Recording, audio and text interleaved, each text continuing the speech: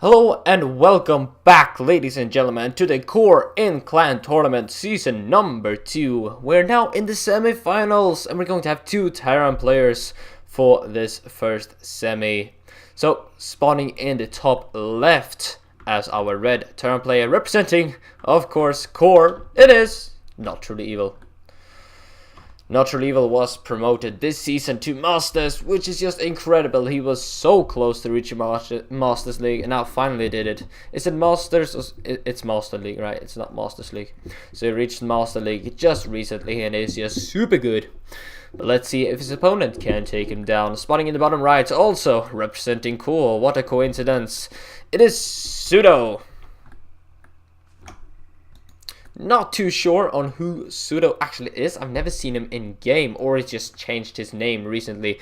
Of course, we're all in the Core team or clan, whatever you want to call it. But we've been recruiting some new players pretty recently that I don't know too much about. I've been focusing quite a lot on school and of course just doing casting for SV Rush and stuff like that in my spare time. So I'm now doing this though, and of course I was a part of this clan or tournament or this this tournament, whatever you want to call it, before.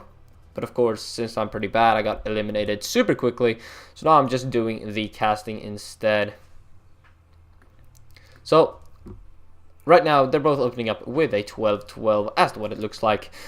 Probably going to be Reaper for both players. I don't expect someone to skip out on that Reaper and go for an early factory instead. What I actually experienced myself on this map was that you can't actually jump up here with the Reaper. I don't know what exactly this ledge is for. It's certainly not for Reaper, because the Reaper can only jump up here, here, and here. Not here actually. So if you walk up here, try to right click over here, it's just gonna run around and jump up here instead. So that kind of messed with my Reaper micro in one of the games that I played, like the previous week, I think. But either way, as I said, both opening up with the Reaper here, and now this is where we're going to see the builds differentiate from each other. We're either going to see an earlier command center or an earlier factory coming down, and what SudO is going to be doing is going for the earlier command center. We'll see if NotTrulyEvil sticks to that as well, but it looks like he is not. He has opted to go for the earlier depot instead. You know, I'm not 100% sure on all these Terran builds, but this is some small difference here. NotTrulyEvil opting to go for the earlier depot.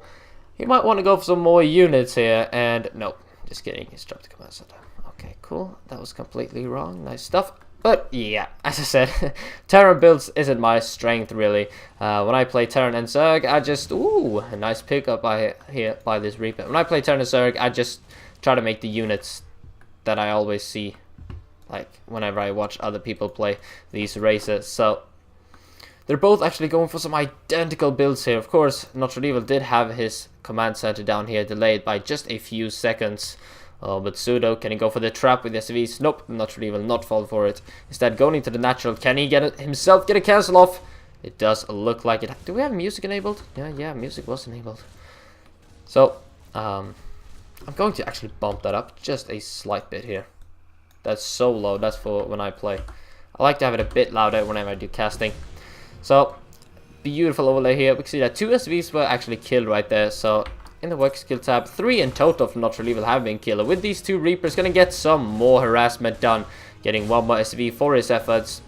Now, getting the hell out of here. You don't want to risk losing those Reapers. But, of course, having only 1 Reaper to catch him with, it's going to be pretty hard for SudO to push them back. Now, with the 2 other Marines popping, he's going to be just fine. NotTrulyEvil has finished up his second command center now. He's producing double Hellion at a time. And it's also getting the starport up. So, it looks like he's going to go for the 1-1-1 for now. And we see a tech lab coming down for SudO here on this barracks. I don't think this is going to be for... Well, he's only on 1 geyser, so perhaps not going to be Banshees. Perhaps it's actually going to be for just Marine with Stimpack. Or it's going to be for Banshee without Cloak. We'll see. Liftoff. Yep, we have a liftoff. So, it's probably going to go for Banshee, but only 1 refinery is going to make it hard to go for some super greedy Cloak. With the second refinery coming down now, though. No, I don't think he's going to go for Cloak. No, what's going to happen? Engineer may not come down from NotTrulyEvil at roughly the 7-minute mark. That is just to be safe. He scouted out everything though. Look at what he has seen so far. He sees that there is only one geyser. Oh, perhaps that was a... No, that was a pretty recent scout. He saw there was only one gas in the main base, so he knows there is no cloaked banshee coming up. But he still wants to get the upgrades, of course, so he's going to opt to go for the engineering base a tad bit later. Now, NotTrulyEvil is going to send out a medevac here with the Hellions that he built earlier on. This is what he likes to do quite a bit. There we go. Actually, cloaking is coming up, but it's a lot later, of course. NotTrulyEvil often... I think the previous time I casted him, he actually went for this exact build. He's going to be coming in here with 4 Hellions, and these are some super strong Hellions. They can deal a lot of damage, but how did SudO scout this out? Did he see these with the Hellions? I think he saw this with the Hellions that he had out patrolling on the map, so this is going to get pushed back easily. There are 5 Hellions here in position to deal with this, so 5 often beat 4. Oh my god, that's a one-shot on that poor Hellion. And now what SudO is doing on the back of this is, of course, moving in with his Banshee. So we'll see if NotTrulyEvil can hold it off. As I said, he has built an engineering base. He actually has a mine in position as well. I don't think that one-shot's 125, right? Something like that.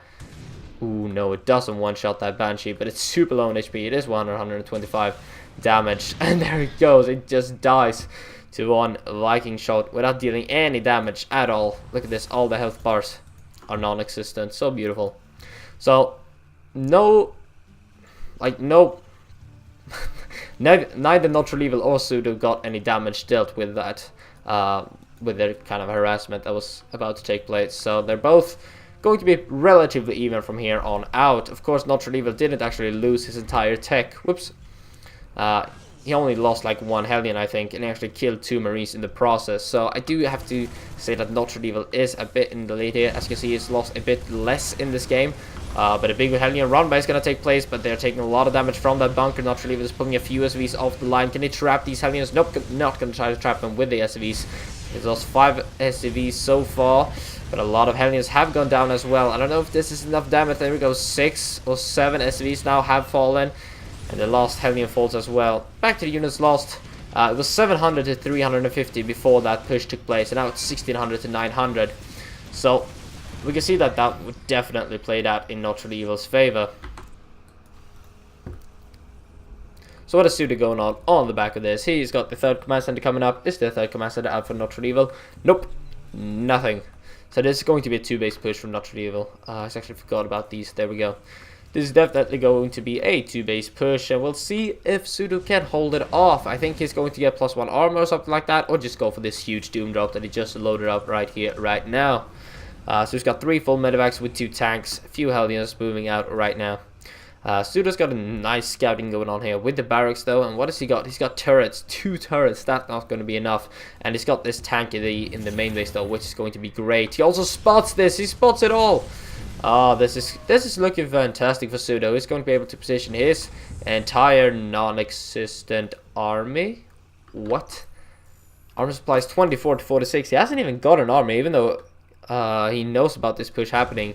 He can't really deal with it because he doesn't have an army. This is good for him though. He's delaying NotTrulyEvil's drop, forcing him to pay attention someplace else. And now finally NotTrulyEvil is going to drop, and he just goes to the front. He knows SudO spotted his drop coming in, and he's going to go for the front instead because he knows that the main base is probably pretty well defended by now. So as he's being pulled, 13 have fallen very quickly here. Up to 18 right now. Tank is trying to get into position, but with nothing to actually tank for the tank, it is going to fall very quickly. Cute Viking micro though, but able to pick off a few medevacs here. SudO is. There's going to be the GG from SudO. NotTrulyEvil just takes game number 1. So I'm sorry it's taken me quite a while to get these casted. I've had a lot to do in school, and unfortunately that's how it's going to be in the upcoming weeks as well. But I'll see. I'm trying to do these as fast as possible, but I do have a few tests left before I can get them all up. So I still hope you enjoyed game number 1, and I will see you pretty soon in game number 2.